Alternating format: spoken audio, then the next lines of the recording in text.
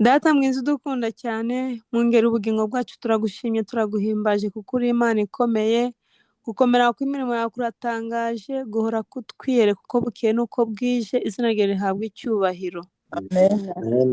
Nukora umutangabugingo, uri Imana yacu, Imana ihora ituramiza amababa nk'ay'ikizu, ukadutwikira, ukaturinda ibyago byinshi.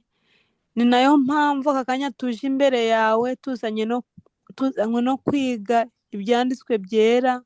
Turagusabye kugira ngo utwuzuze mwuka wawe wera, kuko ibi byanditswe wabyandikishije ukoresheje abantu buzuwe na mwuka wera. Natwe tudafite mwuka ntabwo dushobora gusobanukirwa. Ndagusabye kugira ngo umwuka wawe aze yiganze muri twebwe kugeza ubwo turi busozereze amahoro. Tubikwatse mu izina rya Yesu, amen. Amen. Murakoze cyane. Reka dushimire Imana ko yabanye natwe ndetse no kuva igihe twabereyeho tukigera ku isi, yakomeje kubana natwe. Nta kindi rero idushakaho ni uko mu gahe kose yiduhaye ko kugira ngo tubeho, aba ari ukugira ngo dukomeze gutekereza ku buzima bwacu ndetse n'uburinzi bwayo kuri twebwe. Reka Imana iduhe kumva neza ndetse no gusobanukirwa n'urukundo rwayo bikitwa uyu munsi, kugira ngo twese uyu mwanya ntukadupfire ubusa, ahubwo ugiye kuzahamagara amazina y'abera, njye namwe tuzabe twiteguye kumusanganira. Amen. Tugiye kwiga icyigisho rero, ni icyigisho dutangiye, icyigisho cya 8. Ni amigisho cyangwa se navuga ko ari ibyigisho by'ishuri ryo ku isabato. Mu yandi magambo, n'ubundi aba ari ugusobanura Bibiliya neza kugira ngo turusheho kuyumva. Ibi biyobora rero abasore n'abakuze kwiga Bibiliya ndetse no kuyisobanukirwa, aho turi kwiga amigisha avuga igitabo cyo Kuva. Kuva rero ni inkuru Abisirayeli, urugendo rwabo, bahuraga n'ibibarushya, bahuraga n'ibintu byinshi bigiye bitandukanye mu rugendo rwabo, bivovotera Imana, kandi yari yarabahaye umuyobozi, yaranabahaye n'ibimenyetso byinshi ko iri kumwe nabo, yari isezerano yabahaye. Ariko benshi bakomeza kugenda binangira imitima, nubwo babonaga ko Uwiteka abakiza bimwe, mu kandi kanya bahura n'ingorane bakongera bakibagirwa ibyo Uwiteka yababwiye ndetse bakamunambukaho. Icyigisho rero cya 8 kiravuga ngo isezerano kuri Sinayi.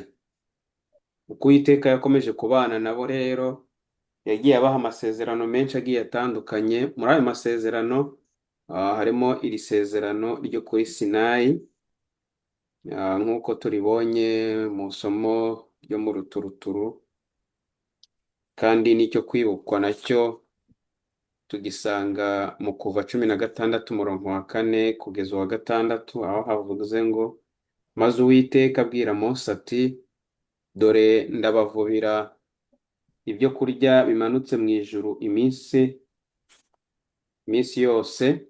Abantu bazajya basohoka bateranye iby'uwo munsi kugira ngo mbagerageze yuko bitondera amategeko yanjye cyangwa batayitondera. Kandi ku wa 6 bajye bitegura ibyo bajyana iwabo bihwanye n'ibyo bajyaga bateranya inshuro 2. Iri ni isomo ryari riri guteguriza bano Bisirayeli, ndetse rinashimangira umunsi w'isabato ko bagomba kujya muri ya manu Imana ibahereje, bagomba gutegura ndetse no gutoragura iby'iminsi 2 ku munsi wa 6 kugira ngo babone uko baruhuka isabato cyangwa se umunsi w'Imana nk'uko Imana yawubahaye. ariko nk'uko twabibonye mu cyigisho cyashize, uwo munsi wa karindwi mu gihe abandi bitegura kujya kuruhuka ndetse no guterana kwera, benshi basubiragayo ngo bagiye gutoragura manu bagasanga ntayihari, bya bindi byo kutizera iby'Imana yababwiye.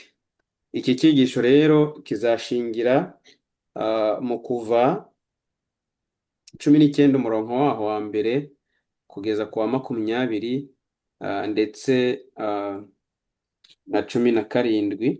Ni ukuva igice cya mbere ugakomeza ukageza mu gice cya 20 ku murongo wa 17. Ibyahishuwe 21 umurongo wa 3.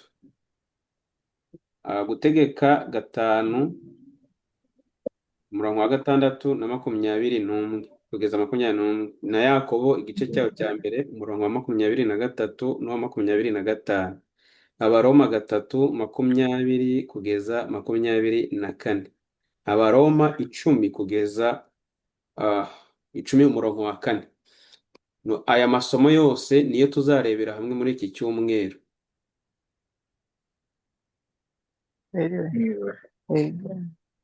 Nihuse rero ngiye kunyura mu nteruro ndetse n'ingingo yo kuwa mbere kugira ngo tubikomatanye byose. Ngiye kugenda tuvuye mu kanya kare bitakubise. Mbere y'uko dusoma rero mureke duce bugufi dusenge. Uwiteka Mana ishobora byose, reka tugushime tuguhimbaze ku bw'ububasha bwawe ndetse n'uburinzi uhora utugaragariza uko bwije n'uko bukeye. Uhabwe icyubahiro. Amasaha nk'aya ngaya twongeye kwikubita imbere y'ibirenge byawe tuje kumva ijambo ryawe. Ndakwinginze kugira ngo ukomeze ubane natwe, kandi Mwuka wera abe ari we udusobanurira, kugira ngo turusheho gusobanukirwa n'ijambo ryawe, bityo ritwubake muri uru rugendo rwa gikristo turimo. Ubwo ugiye kuzahamagara amazina y'abera ntitukaguhunge, tuzagusanganire twishimye. Ukomeze ufashe abari hirya no hino, abari mu kazi ndetse n'abari mu muhanda. Ndakwinginze kugira ngo twese utubumbatire mu mababa yawe, ibyo tugusabye mu izina rya Yesu, amen.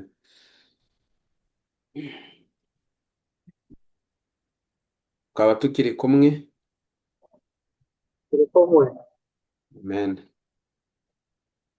Mu nteruro batangiye babaza ikibazo, baravuga ati ni hehe Imana yayoboye Abisirayeli nyuma yo kubabatura bakava muri Egiputa? Ni mu gihugu cy'isezerano. Haba hari ahandi hese?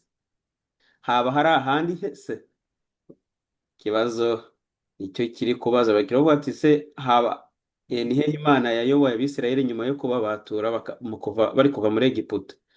Nta handi, ni mu gihugu cy'isezerano. Barabaza ati se haba hari ahandi?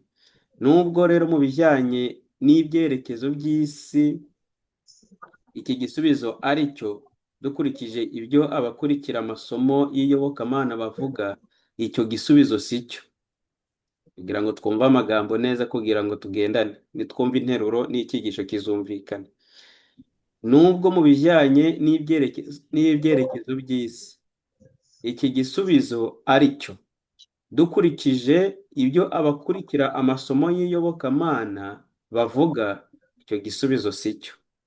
Imana ubwayo isubiza icyo kibazo itya: mwabonye ibyo nagiriye Abanyegiputa, kandi uko naramije mwebwe amababa nk'ay'ikizu nkabizanira. Mu Kuva 19 umurongo wa 4 nk'uko bari dusomeye.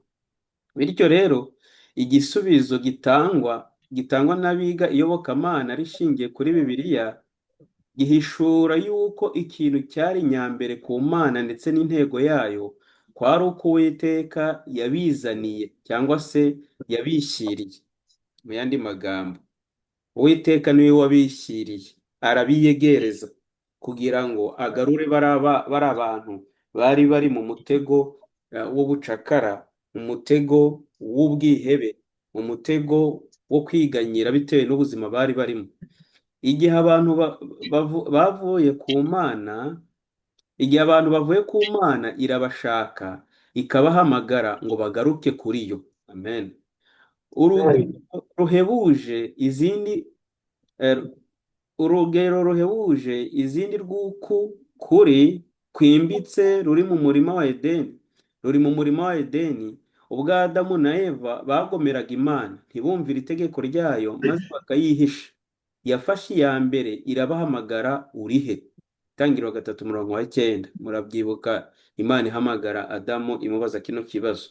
Nyamara ntabwo ari uko yari iyobewe aho ari, ahubwo ni uko yashakaga kugira ngo bumve uburemere bw'icyaha bakoze, bityo Imana irebe ko bakwihana.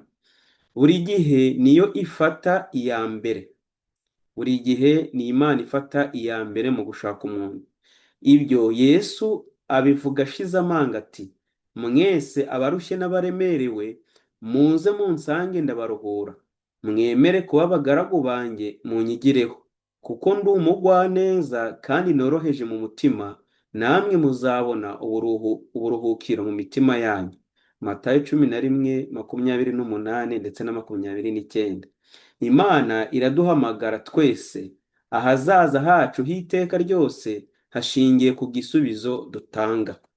Cyane rwose, Imana iraduhamagara bikitwa uyu munsi uwa none. Kandi Imana ihamagara wa wundi wahabye, wa wundi wazimiye, wa wundi wavuye mu rugo nka wa mwana w'ikirara, kuko ntago iyo ukiri mu rugo Imana ntabwo ikwitaho cyane nka wa muntu wagiye kure akava mu rugo. Niyo mpamvu ihamagara ikavuga ngo, mpagaze ku rugi ndakomanga, umuntu niyumva ijwi ryanjye arakingura, ninjire dusangire. N'aha ngaha rero Imana ifata iya mbere kugira ngo ishake umuntu. Ariko kugira ngo tuzagire ahazaza hacu heza h'iteka ryose, cyangwa se harama, cyangwa se kugira tuzarame, ni uko tuzashingira ku gisubizo tuzahereza Imana yacu idushaka, itubaza cya kibazo yabajije Adamu ivuga ngo urihe. Mu gihe wumva rero ko wagiye kure y'Imana, ukumva ikibazo nk'iki ngiki kandi nta handi uzacyumvira, ni mu ijambo ry'Imana nk'uko turi kuryiga uyu munsi, ikibazo kikubwira ngo urihe. Rero iki kibazo ni ukwitekerezaho, ni ukwirebaho, ukavuga ati se koko ndi mu murongo muzima, cyangwa navuye mu rugo nagiye kure. Iyo umaze kubimenya rero, wumvira rya jwi rikubwira ngo, mwese abarushye n'abaremerewe, muze munsange ndabaruhura. Icyo gihe iyo wumvishije ko wagiye kure ukamera nka wa mwana w'ikirara, icyo gihe wisubiramo nk'uko uriya mwana yisubiyemo, akibuka ko iwabo babayeho neza, akagaruka imuhira. Ari nako nawe bizakugendekera, cyangwa se nanjye aba ariko bizangendekera.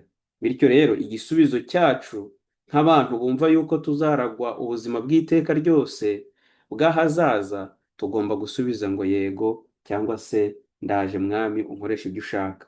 Ku wa mbere ni ingingo yo ku wa mbere ivuga ngo ku musozi Sinayi. Icyigisho ubwacyo kiravuga ngo isezerano kuri Sinayi.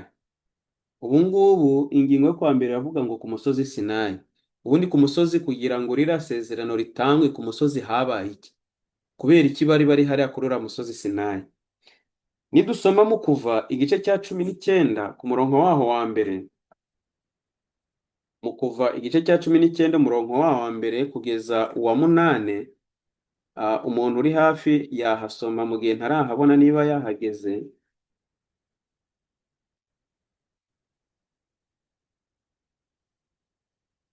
Yego, numva nahageze. Aha uhereye ku murongo wa mbere, Imana yiyerekera Abisirayeli ku musozi Sinayi. Tugiye kumva uburyo Imana yerekanye ku musozi Sinayi. Mu kwezi kwa gatatu, Abisirayeli bavuye mu gihugu cya Egiputa kuri uwo munsi bagera mu butayu bwa Sinayi.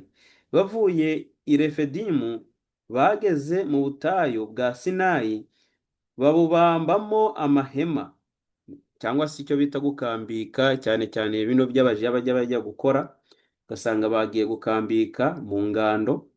Niho Abisirayeli babambye amahema imbere y'umusozi. Mose arazamuka ngo ajya aho Imana iri. Uwiteka ari ku musozi amubwira, amutera amagambo ati, uko aba ariko ubwira inzu ya Yakobo. Inzu ya Yakobo rero ni Abisirayeli, ya miryango 12 ikomoka kuri Yakobo, nibo Bisirayeli.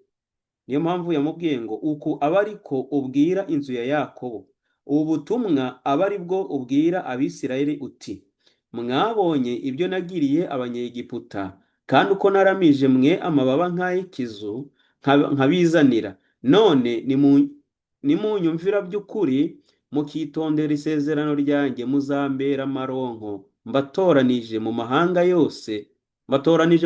yose, kuko isi yose ari iyanjye. Kandi muzambera ubwami bw'abatambyi n'ubwoko bwera. Ayo aba ariyo magambo ubwira Abisirayeli. Mose araza ahamagara abakuru b'abantu, abazanira ayo magambo yose Uwiteka yamutegetse. Abantu bose bamusubiriza icyarimwe bati, ibyo Uwiteka yavuze byose tuzabikora. Mose ashyira Uwiteka amagambo y'abantu. Reka ngarukire aho ngaho. Mwumvishije amagambo Imana yabwiye Mose, ariko ni nko kumutuma ku Bisirayeli kugira ngo abe ari we ubabwira nk'umuyobozi. Imana yari yashinze Abisirayeli kugira ngo abajyane i Kanani. Ni iki Imana yabasezeranyije aho mu kibaya cy'umusozi wa Sinayi? Bari mu kibaya cy'umusozi wa Sinayi, ariko Mose arazamuka ajya kuvugana n'Imana ku musozi, mu gihe Abisirayeli bari mu kibaya, ariko abaha isezerano rikomeye cyane. None ngo ni iki Imana yabasezeranyije aho mu kibaya cy'umusozi wa Sinayi? Ndagira ngo nk'uko tubyumvise hagira umuntu utubwira, turabisomye, agira icyo tubwira icyo yumvishe muri iri somo. Haleluya. Amen. Haleluya. Amen. Twumvise mu isomo ko Uwiteka yabwiye Mose ati, ugenda ubwira Abisirayeli ngo nibanyumvira bazambera amaronko, bazambera ishyanga, nanjye mbabere Imana, mbabere umwami. Niko twumvise. Amen. Kunga ngo muri iri somo harimo kondisiyo. Mbere y'uko Imana izabakorera ibintu runaka, irabahamagara ikababwira ati munyumvire. Nimumara kunyumvira nzababera Imana, kuko nabatoranije mu yandi mahanga yose. Bwari ubwoko bwatoranijwe, nk'uko ijambo ry'Imana ribitubwira, ryari ishyanga ryera Imana yatoranyije kugira ngo ryamamaze ishimwe ry'abahamagaye.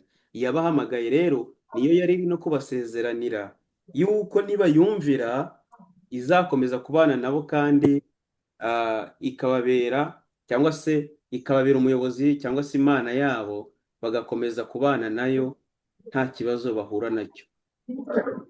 Haleluya. Amen. Hariya twumvise yuko Imana yabasezeranije, kandi nabiyereka uburyo yabakunze, nabereka uburyo yabanye nabo, ibaramiza amababa nk'abikizu. Uhereye mu nzu ya Farawo ibakiza ibyago abandi bahuye nabyo. Urumva byari igitangaza kubona ibyago bigera ku Banyegiputa, ariko Abisirayeli bagakomeza kuba amahoro. Ikindi kandi irongera irababwira iti, nimukomeza kunyumvira muzambera amaronko. Abantu baramutse twumviye inama z'Imana uko idukunda n'ibyo itubwira, natwe twakomeza kuba amaronko y'Imana. Amen. Niyo mpamvu rero ahangaha iki kibazo babajije, iki kibazo kiri kutubwira uburyo isezerano ry'Imana ku Bayisiraheli. Murakoze. Ku musozi Sinayi. Murakoze cyane. Iryo ni isezerano Imana yahaye Abisirayeli ibinyujije ku muyobozi Mose wari ubayoboye. Imana yayoboye Abisirayeli ku musozi Sinayi, aho yari hafi kubahera amategeko 10, ahantu hitwa Jebel Musa. Hari hafite ubutumburuke bureshya na mikono 7,497 cyangwa metero 2,285. Mu mwigimbakirwa wa Sinayi ahantu Mose yahuriraga n'Imana inshuro nyinshi, nk'urugero mu Kuva 3 umurongo wa mbere, ndetse no mu Kuva 19 umurongo wa kabiri twahasomye, no mu Kuva 24 umurongo wa 18. Kandi nyuma y'imyaka myinshi Eliya yahahuriye n'Imana. Nujya kubireba urabisanga mu gitabo cya mbere cy'Abami 19 umurongo wa 8. Hari ahantu hamwe aho Mose yahuriye n'Imana, cyangwa se yahuriraga n'Imana, na Eliya yahahuriye n'Imana. Uyu ni wa musozi Imana yahamagariyeho Mose ngo ajye kuvana Abisirayeli muri Egiputa. Bari kugira ngo badusobanurire uyu musozi Sinayi uwo ari wo. Ni wa musozi rero aho Imana yahamagariye Mose kugira ngo amuhe inshingano yo kujya kuzana Abisirayeli abakuye muri Egiputa. Kuva 3 umurongo wa mbere ndetse n'umurongo wa 10. Muri icyo gihe Imana yamenyesheje Mose ko aho hantu ariho yari kuzaramiriza Imana ari kumwe n'Abisirayeli bavanywe mu bubata. Bikaba byari kubera Mose ikimenyetso cy'uko Imana ya Aburahamu, Isaka na Yakobo ariyo ibayoboye. Kuva 3 umurongo wa 12.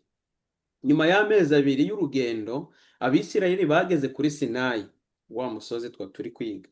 Kuva 19 umurongo wa mbere, aho bagombaga kuguma mu gihe kijya kungana n'umwaka, ubigereranyije n'igice cya 19 umurongo wa mbere, ukabigereranya n'igice cya 10 umurongo wa 11 ndetse n'uwa 12. Wenda jore naha turebe noneho tubigereranye. Kuva 19 umurongo wa mbere twasomye, nadusomere kubara igice cya 10 umurongo wa 11 ndetse n'uwa 12. Twumve igihe bari kumara aha hantu uko byagenze. Bagombaga kuguma muri iki gihe kijya kungana n'umwaka. Tugiye kuhagereranya, sinzi niba yahabonye.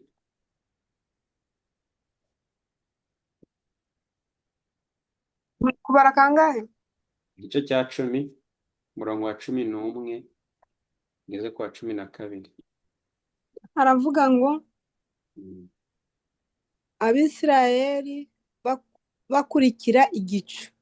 Yego.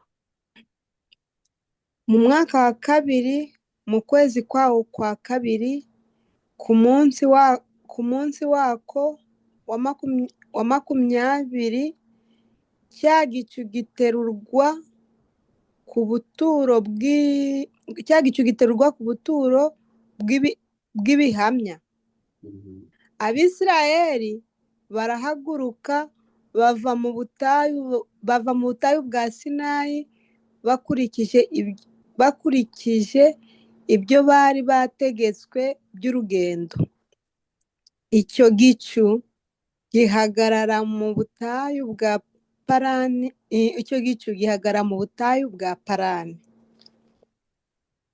Yego.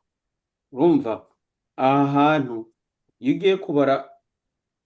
ugiye kubara uhereye igihe Abisirayeli bagereye muri hara ku musozi wa Sinayi, iyo ugiye kureba no kurora murongo usanga ari mu kwezi kwa 3 Abisirayeli bava mu gihugu cya Egiputa, ariho bageze muri Sinayi. Noneho hano mu kubara 10 nk'uko bidusomeye, iki gicu cyari mu mwaka wa 2 mu kwezi kwawo kwa 2.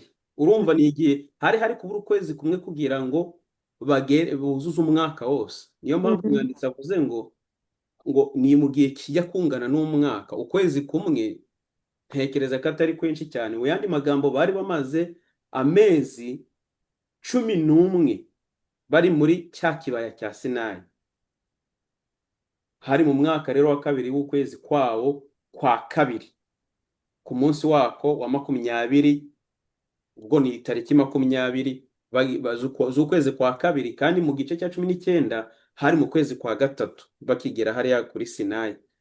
Urumva rero niyo mpamvu umwanditsi atubwiye ngo tubigereranye, kuko ni igihe bamaze hariya hantu ku musozi, cyangwa se mu kibaya cya Sinayi, kuko ku musozi ni Mose wahagiye agiye gufata isezerano Imana yari igiye guhereza Abisirayeli. Muri uwo mwaka hatanzwe amategeko menshi nk'uko bigaragara mu Kuva 19 umurongo wa 40 n'abareba igice cyaho cya mbere igice cya mbere kugeza ku gice cya 27, ni amasomo maremare, ariko hagiye hatangwa amategeko menshi nk'uko twabibonye no mu isomo irya mbere, ni uko Imana yabahaye itegeko ryo kugira ngo bayumvire, kugira ngo bazashobore kurama, ndetse no kugira ngo Imana ibabere umuyobozi cyangwa se Imana yabo, maze nabo bamubere amarongo. No mu kubara igice cyaho cya mbere umurongo wa mbere kugeza ku wa 10, kugeza mu gice cya 10 umurongo wa 10, kuba Abisirayeli baragumye ku musozi Sinayi ni umugabane w'ingenzi cyane muri iyi nkuru iboneka mu bitabo 5 bibanza bya Mose. Ibitabo 5 bibanza bya Mose uhereye mu itangiriro mu gutegeka kwa 2, ni umugabane w'ingenzi cyane muri iyi nkuru iboneka mu bitabo 5 bibanza bya Mose. Aha hari urufatiro rw'uburyo bahindutse ubwoko bw'Imana bwatoranyijwe, ishyanga rukumbi ritigeze rikurikira ubupagani no gusenga ibigirwamana. Imana rero ifata iya mbere igashyiraho isezerano hagati yayo na Isirayeli. Isirayeli mwibuke ni ya miryango 12, imiryango ya 12 yavuyemo isi yose turimo uyu munsi. Abantu bose baturuka kuri ya miryango 12 yakomotse kuri Yakobo, kandi Yakobo nawe akagira aho yakomotse, ntabwo nshaka kubyinjiramo cyane.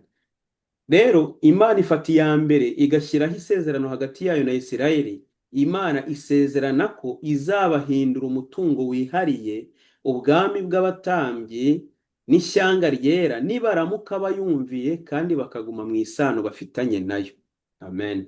Nta kindi no muri iki gihe icyo dusabwa ni uko tugomba kumenya ko turi ishyanga ryatoranijwe, turi abantu Imana yaronse, kandi nanone ibyo byose tuzabihamya cyangwa se tuzabihamirizwa nuko twumviye Imana tukagumana isano yacu dufitanye nayo.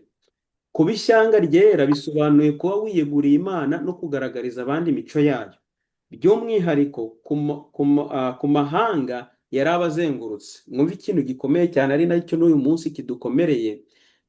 Rimwe na rimwe turasenga tugasoma na Bibiliya, ariko mu by'ukuri ntiduse n'ijambo ry'Imana uko ryarivuze. Tugaheruka turisoma gusa, ariko imico yacu ikaba ihakana rya jambo twumvise, cyangwa se rya jambo twigisha, cyangwa se rya rindi ryadusomewe.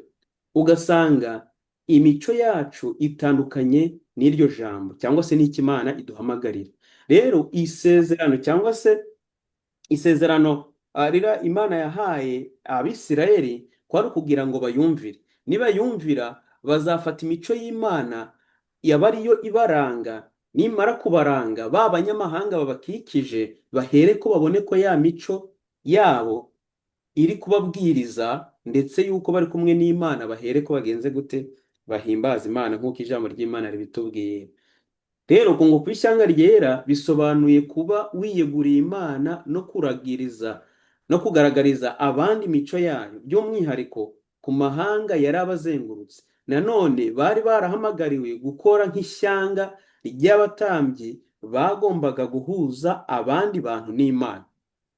Numva inshingano ukuntu zari zikomeye, kandi na n'uyu munsi nicyo kintu cya mbere tugomba gukora. Ni inshingano zigiye zitandukanye. Icya mbere ugomba kuba ishyanga ryera, kandi kuba ishyanga ryera ni uko uba ufite isano n'Imana, imico yawe ikaba ihamya iyo Mana koko. Icya kabiri ni uko bagombaga kuba umuhuza. Natwe tugomba kuba umuhuza wo kuzana abantu b'Imana, babandi bahabiye kure, bakaza imbere y'Imana tukabereka ya shusho. Muri Matayo 5:13 na 14, turi umucyo w'isi. Abantu bubatse ku mpinga y'umusozi, umuntu wubatse ku mpinga y'umusozi ntabasha kwihisha, nta n'uwakongeza itabaza ngo aritwikirize intonga. Ni ukuvuga ngo wa mucyo uturimo, wa undi twamenye Yesu Kristo nk'umucyo wacu, ariko uwo mucyo tukawukura mu ijambo ry'Imana, tugomba kuwusohora. Ntidutwikire uwo mucyo, ahubwo tukareka abandi bantu banyamahanga badukikije kugira ngo basome uwo mucyo, kuko abantu ntawe ukunda umwijima, ukunda umwijima ni umwanzi. Iyo rero umuntu twese dukunda kuba mu mucyo, niyo mpamvu tugera mu nzu ari nijoro tugacana amatara, tuba dukunda umucyo kugira tubone. Rero uwo mucyo niwo abantu bazaza bakurikiye uwo mucyo twamenye. Uwo mucyo kandi uzarangwa n'imico yacu ko turi kumwe n'Imana. Nanone bari barahamagariwe gukora nk'ishyanga ry'abatambyi bagombaga guhuza abantu n'Imana, bakabayobora kuri yo kandi bakabigisha inzira yayo n'amategeko yayo. Bagombaga kuba ubutunzi bwihariye bw'Imana, kuko yashakaga ko Isirayeli iba umuyoboro wo kumurikira abari mu isi binyuze mu kuyimenya ndetse n'imico yayo. Kuvuga ngo Imana iraguhamagara uyu munsi, iyo uyitabye byanga byakunda igukoresha umurimo wo kugira ngo uriya muntu, ya nshuti yawe itari yamenya Imana, imenye ariko ibinyuze muri wowe. Wa muntu utazamenya, utazi iyajya n'iyava, uwo muntu asobanukirwe n'Imana ariko binyuze muri wowe, muri mugenzi wawe wabwirije, gutyo gutyo gutyo. Mu Cyongereza niho hari ijambo rijya rivuga ngo tell your friends to tell your friend. Kuvuga ngo bwira inshuti yawe, iyo nshuti yawe nayo ibwira indi nshuti yawe. Ni gutyo umurimo w'Imana ukorwa. Ni gutyo umucyo namurikiye mugenzi wanjye, iyo wakiriye nawe awumurikira inshuti ye, nawe inshuti ye ugasanga isi yose imenya ubutumwa binyuze kuri weho wabaye imbarutso. Kimwe na Mose wagiye kuri Sinayi akabazanira isezerano Imana yabahaye yuko bagomba kuyumvira maze bagahinduka amaronko y'Imana. Bagombaga kuba ubutunzi bwihariye rero bw'Imana, kuko yashakaga ko Isirayeli iba umuyoboro wo kumurikira abari mu isi binyuze mu kuyimenya ndetse n'imico yayo. Kimwe nawe uyu munsi ushobora kuba umuyoboro w'Imana kugira ngo umurikire abantu bari mu mwijima.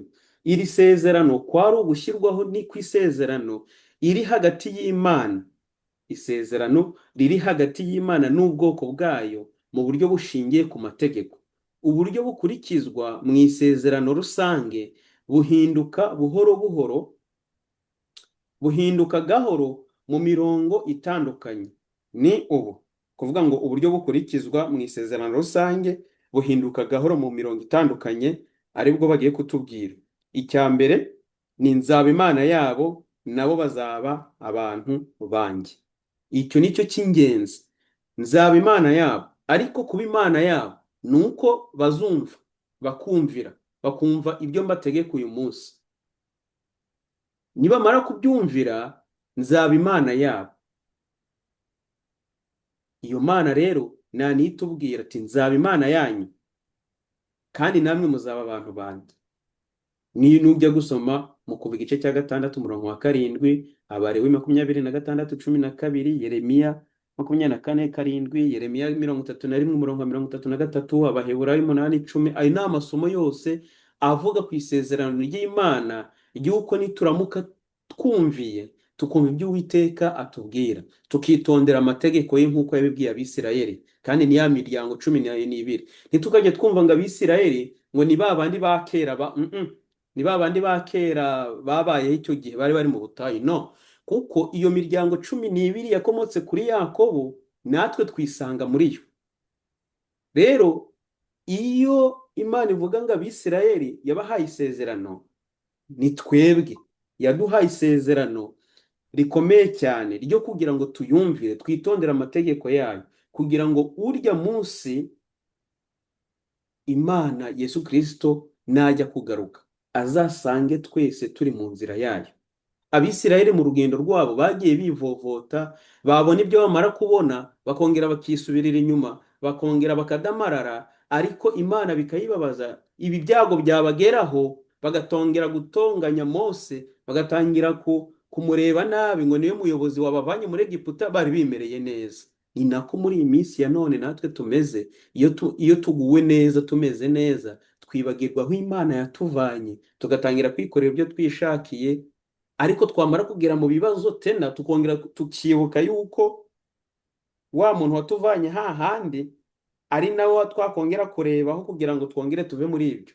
Ibyo ngibyo rero ntabwo Imana ibi bikeneye, kuko tuba turi kwihana bya nyirarureshyo, bya bindi kubw'impamvu runaka. Mwibuke Yesu ahaze abantu 5,000. yarabahagije bamaze kurya, bamaze kunezerwa, ntibongera kwibuka ko bari bari kumwe na Yesu. Bamaze gusonza tena barongera baragaruka, baza gushaka ibiryo kuri Yesu. Yesu arabireba arababwira ati, ntabwo mugaruwe nuko mwanyuzwe kuri ngiye ko ndi kumwe namwe, ahubwo mwanyuzwe n'umutsima nabahaye. Niko natwe twaba tumeze mu gihe tuvuga ko twumvira Imana, twamara kubona ibyo dushaka mu mibereho yacu, tumaze kugubwa neza, tukongera tukisubirira inyuma. Bya bindi byamara gushira, tukongera tukagaruka imbere y'Imana, kuko tuzi aho dukura bya bindi byamaze gushira. Icyo gihe rero ntacyo byaba bimaze. Abisirayeli bivovoteye Mose, ariko bibagirwa ko Imana yabahaye isezerano rikomeye uhereye kuva muri Egiputa kugeza kuri uyu musozi Sinayi. Uyu munsi rero Imana iratubwira ngo nimunyumvira muzambera amaronko, nanjye nzaba Imana yanyu.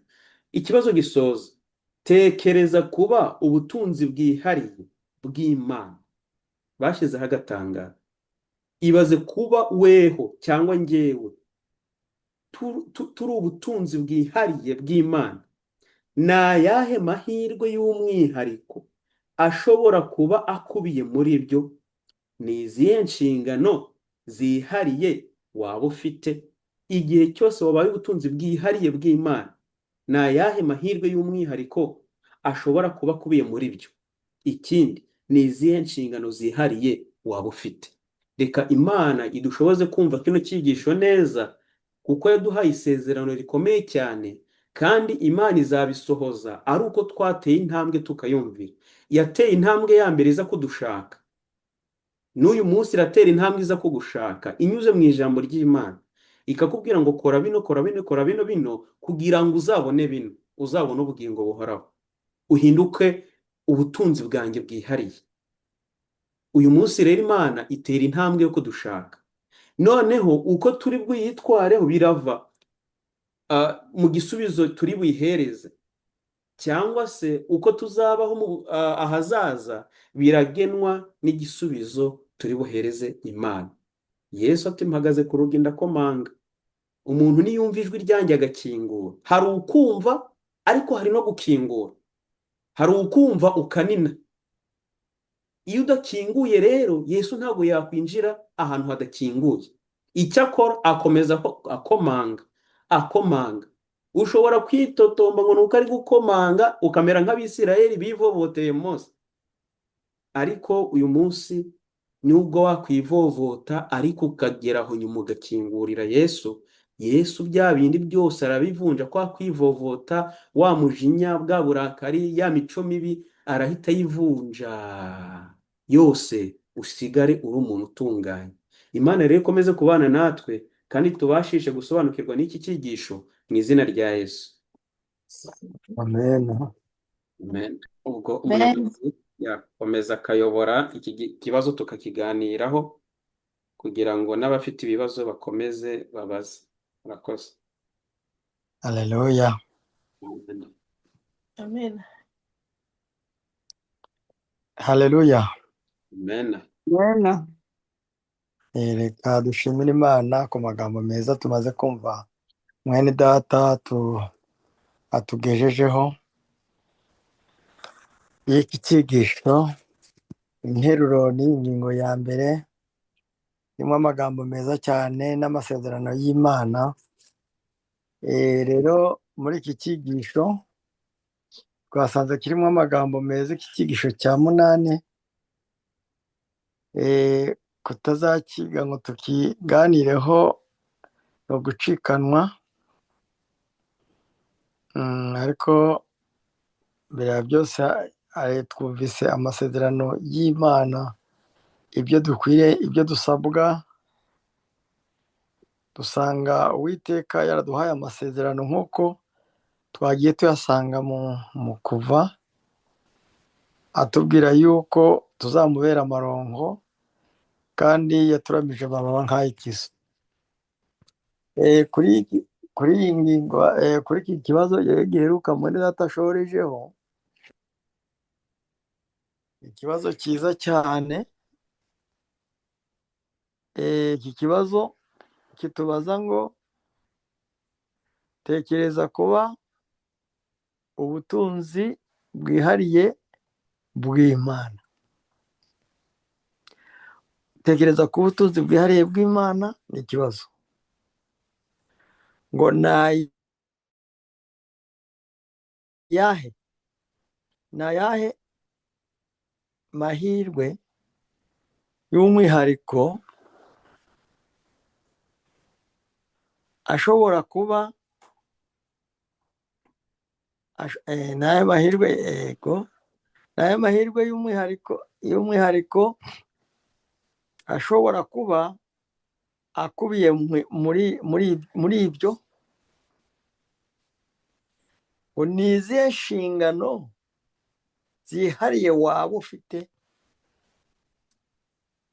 haruguru twabyumvise amahirwe yo kuba ubutunzi, kuba abana b'Imana, kuba amaronko y'Imana. Iki ngiki ntabwo twakivugaho menshi. Abantu iyo bemeye ijambo ry'Imana baba amaronko y'Imana, kandi bakaba bafite by'umwihariko inshingano zo kubwiriza ubutumwa ku byiza bakuye ku Mana. Niba rero hari uwagira icyo avugaho kuri iki kibazo yakivugaho kugira ngo tubone dusoze, ariko tumaze kuganira kuri iki kibazo.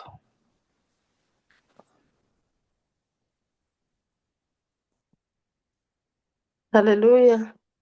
Amen. Yewe ndi kumva iki kibazo urakivuze neza, ibikubiyemo byose urabitubwiye. Ni ukuvuga ngo ibisubizo usa nkaho wamaze kugitanga. Rero ahubwo icyo ndi kubona ni uko twaharanira kugira ngo tuzabe mu mugabane wo kuba amaronko y'Imana. Ikindi, hello? Turi kujyana, turi kumva. Yego, icyo twaharanira ni ukugira ngo tube muri uyu mugabane wo kuba amaronko y'Imana. Ikindi, aya mahirwe ndi kumva ari aya buri muntu ku giti cye. Ni amahirwe atangaje kuba mu mugabane w'abana b'Imana. Ahubwo icyo twasabwa ni ukubiharanira, kuko ababifite kuba baba mu mugabane w'abana b'Imana ntabwo twabyishoboza. Ibituma tutaba muri uyu mugabane ni byinshi muri ubu buzima turimo, ariko twabonye yuko uko Imana itigeze itererana Abisirayeli, ariko natwe iri kumwe natwe. Imana idushoboze kugira aya mahirwe rero. Mu bibazo byose bagiye bagenda banyuramo, ntabwo Imana yigeze ibatererana, yababaye hafi. Ahubwo mu mibereho ya kimuntu, mu gucika intege kwa kimuntu, uko Abisirayeli, ngewe ndi kwiga urugendo rw'Abisirayeli, njye nsanga ari pica yacu muri iki gihe turimo. Ibituma tutaba abana b'Imana nyakuri ni byinshi duhura nabo muri ubu buzima, ariko ibyanditswe byera bitwereka ko tudakwiye gucika intege, ahubwo dukwiye gukomeza guhatana, kandi bikatwereka ko uko Imana itatereranye Abisirayeli ariko iri kumwe natwe. Ni amahirwe atangaje no kuboneka muri uyu mugabane kuri buri muntu wese. Kandi iyo umuntu amaze kuboneka muri uyu mugabane, ibikurimo, imibereho yawe yaguhaye gusabana n'Imana, ntabwo wowe wihatira kuvuga ijambo ry'Imana. Izi nshingano wumva zikurimo utazihatiwe n'abandi. Urakoze cyane. Na Yeremiya igihe yari mu butumwa bwo kuvuga ijambo ry'Imana, ngo yumvaga kubera kumuha urw'amenyo no kumukurikirana no gushaka kumufunga no kumugirira nabi, ngo yumvaga yareka, yibaza ngo akuva yarireka, ariko ngo mu mutima hakagurumana. Ngo maze ngo yajya kuvuga, ngo akumva ikibatsi kiraje, yajya kuvuga agahanura, akanababwira byanga byakunda. Iyo umuntu arimo Yesu rero ntabwo apfukirana umurimo. Nko kubona nk'abantu b'isi, ibibavamo ni ibyo bagambirira. Iyo ari umusinzi abaririzaho inzoga ziri, iyo ari umusambanyi abaganira by'ubusambanyi, iyo ari umujura abapanga uko ari bwibe, iyo ari umunyeshyari aba ari kureba naka ari kujiginwa, iyo ari umunyamagambo w'umuteranyi aba ari kuvuga abantu. Byuzuye umutima ni by'akanwa kavuga. niba akanwa kawe karimo iby'Imana uravuga iby'Imana, niba akanwa kawe karimo iby'isi ntubipfukirana. Ariko iteka ryose Imana ishaka yuko ibyayo aba ari byo byuzura umutima, maze tukavuga iby'ubugingo, umuco w'Imana tukawuvuga, kandi tukavuga gukomera kw'Imana. Imana ijye idushoboza mu izina rya Yesu. Amen. Hari undi wagira icyo yongeraho mu nyunganizi cyangwa se akagira icyo yongera, kuko turi benshi, ndabona turi benshi. Niba hari undi wagira icyo avuga nawe yavuga. Amigisho ni ukuganira abavandimwe, cyangwa niba munyuzwe mwihangane mujye mukora kuri mute muvuge ngo amen. amena. Haleluya. Koze amen. Ntacyo nakongera nko kubera ko urukundo rw'Imana ruhebuje byose. Hatabayeho urukundo rw'Imana ntabwo twabasha kuboneka. Umunyabyaha buri gihe cyose iyo amaze kurasirwa n'akambi ka Kristo nibwo abasha kuvuga ngo ndaje mwami. Nibwo umucyo w'Imana umusaba. Bigaragara nuko umuntu amaze kuzimira, n'ubundi Imana niyo yagiye kumushaka. N'uyu munsi Imana niyo ikidushaka, ahubwo dukwiye kwemera tukavuga ati turaje. Kandi mu masezerano Imana yasezeranye yuko tuyibera amaronko, igihe twamaze kuyitaba kuko twamaze kurasirwa n'uwo mwambi utubaza aho turi tukahagaragaza. Adamu yaravuze ngo natinyishijwe nuko nambaye ubusa. Ntabwo Imana yamutereranye, ahubwo yamushakiye n'ibyo yambara. Natwe uyu munsi dukwiye gushaka Uwiteka bigishoboka ko abonwa, kandi tukamwambaza akiri bugufi. Ariya masezerano yavuze ngo nimunyumvira by'ukuri, kandi itanga uburyo bwo kuyumvira. Rero nta nubwo umuntu yabyishoboza keretse umwuka w'Imana amurimo. Tujye dusaba Imana ngo idushoboze kugira ngo umwuka wayo ari we uba mu bugingo bwacu, atubashishe ibyo tutashobora, atubashishe kumvira Imana, bityo amasezerano Imana yasezeranye ajya dusohorezwaho mu izina rya Yesu. Amen. Amen. Amena.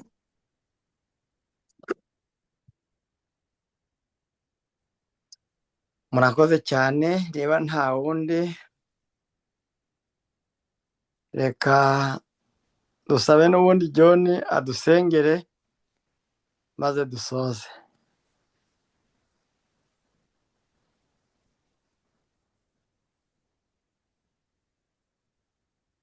Bizimana urahari?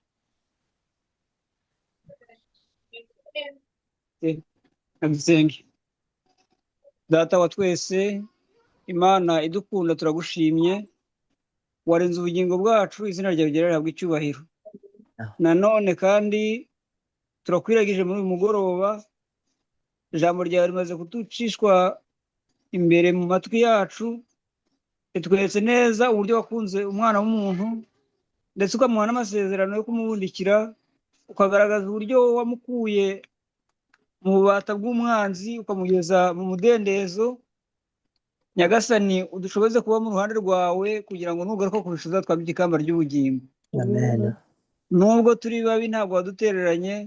Reka rero n'ubundi imbaraga yawe ihindura umunyabyaha ikomeze iduhindure, kandi iduhindure nk'uko ushaka, itwubake, itume tubera abandi umucyo, maze nawe tukubera amaronko. Niwerekanwa ku bicu tuzishimira gusanganira. Amen. Fashe buri muntu wese uri kuri uyu murongo, fashe n'abatabashije kuboneka ku bw'impamvu zinyuranye, ndetse n'abatawuzi, tujye tubabera urumuri, tubamurikire, tubamenyeshe, kugira ngo ijambo ryawe tujye tubifatanyiriza hamwe kurirya, nk'uko umugaragu wawe yavuze ngo amaze kurirya ryaramuryoheye, amaze gusogongera akamenya. Reka natwe ubwo twasogongeye mu ijambo ryawe tukamenya kugira neza, tukwiringire kuko uri Imana yacu. Amen. Ukomeze kubana natwe muri uyu mugoroba, uturinde umubi. Bamwe bagiye kujya kuryama, abandi bagiye kujya mu mirimo, bitewe n'impamvu z'uko muri iyi si hirya no hino bamwe bajya mu kazi, abandi bakajya kuryama. Rero Mwami Imana, ari abagiye kuryama ubahe ikiruhuko gikwiriye, kandi ari abagiye mu kazi nabo ubahe imbaraga, maze mwami Imana ejo nitwumva ko twese turi amahoro tujye turushaho guhimbaza urukundo rwawe. amen Ukomeze kubana natwe, abarwaye ikiganza cyawe aricyo kibakoraho, nibakira tuguhimbaze. amen Reka ubuntu bwawe n'amahoro bibane n'imitima yacu, kandi ibyo ubona bikwiriye abana bawe ukomeze kubiduhera ubuntu mu izina rya Yesu, amen. Amen. amen